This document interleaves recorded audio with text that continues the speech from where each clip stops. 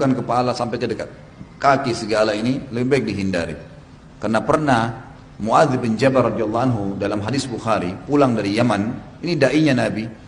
Begitu tiba Nabi turun dari untanya dari Yaman, lihat Nabi SAW itu langsung turun dari unta, langsung sujud depan kaki Nabi.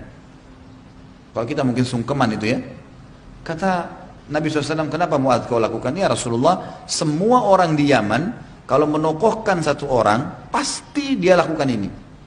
Kata Nabi SAW, tidak hai Muadz, kalau seandainya boleh orang sujud selain Allah, saya akan suruh istri sujud pada suaminya. Berarti nggak ada itu dalam Islam. Lebih baik dihindari. Jangan sampai cium tangannya itu kayak ruku gitu Pak. Sebab kalau ruku itu sudah masuk kepada apa?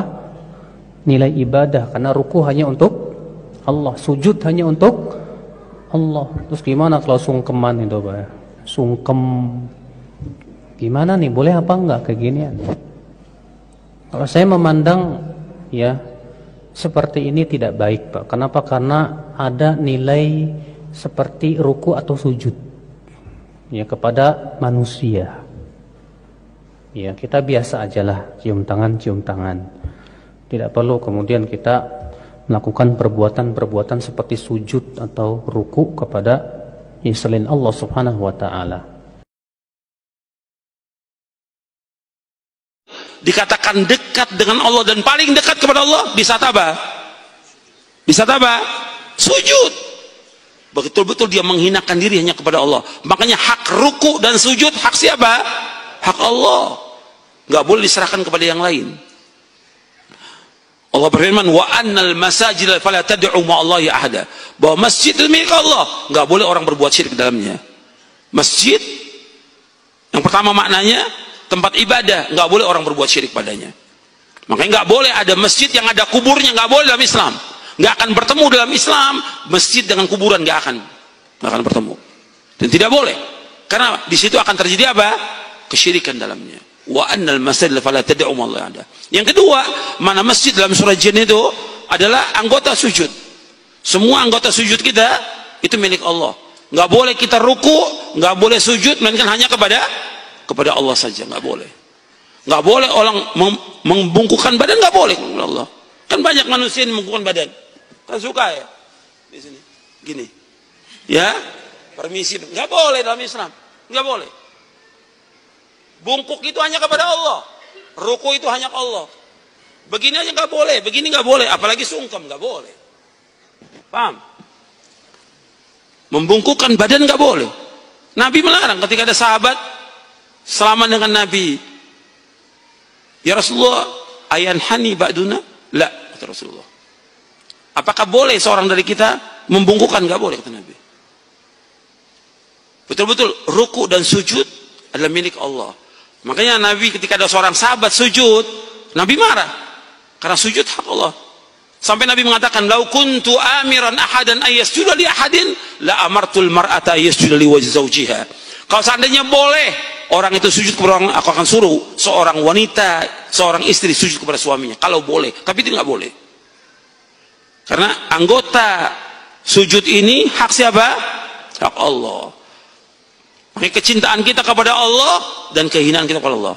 Di saat kita sujud, itu betul-betul penghinaan diri kita hanya kepada siapa?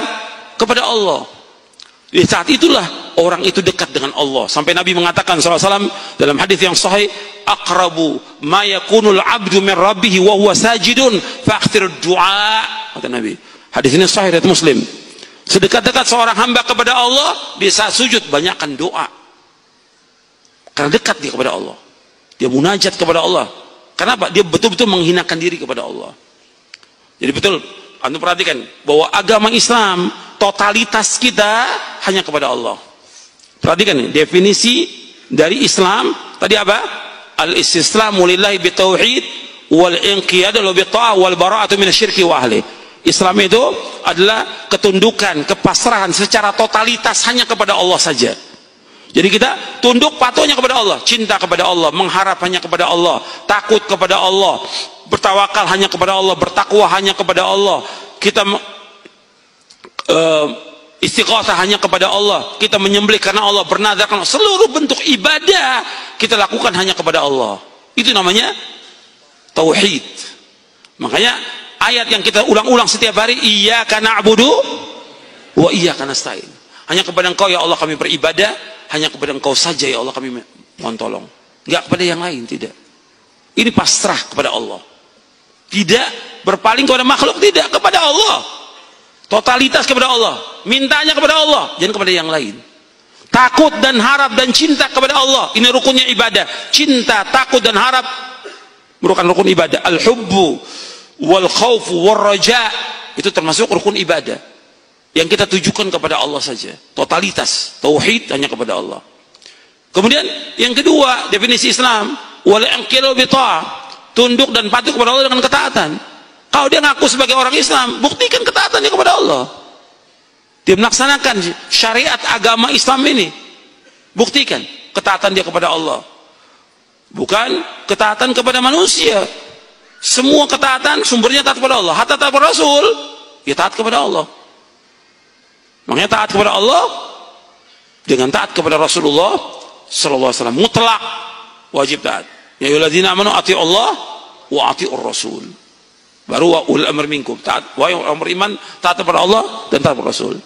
Dan kalau kita taat kepada Rasul, itu jaminannya surga. Dan taat kepada Rasul berarti taat kepada Allah. Kemudian setelah itu yang ketiga apa?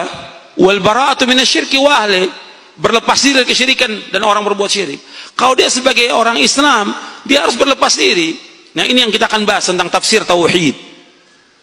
Harus berlepas diri. Banyak orang Islam nggak berlepas diri kesyirikan, masih melakukan kesyirikan, masih melakukan ibadah kepada selain Allah. Dia ibadah kepada Allah, tapi dia ibadah juga kepada selain Allah. Dia ibadah kepada Allah, dia ngaku Islam, tapi dia masih bergabung dengan orang-orang musyrikin, kafirin. Ini nggak benar syahadatnya dia. Maka sebelum saya masuk kepada pembahasan bab yang ke-6 dari kitab tauhid ini, saya akan bacakan tentang pentingnya kalimat tauhid ini. Ini kalimat yang sangat penting. Artinya kalimat ini yang kita ucapkan, asyhadu an la ilaha illallah wa asyhadu anna Muhammad Rasulullah, betul-betul harus kita camkan, kita yakini dengan sebaik-baiknya. Sebab apa? Tegaknya langit dan bumi ini ya dengan kalimat ini. Orang itu masuk surga, masuk neraka dengan kalimat ini. Kalau dia ucapkan kalimat, dia laksanakan, surga. Kalau dia nggak laksanakan, neraka. Dengan kalimat ini terjadi perang antara kaum muslimin dengan kafirin.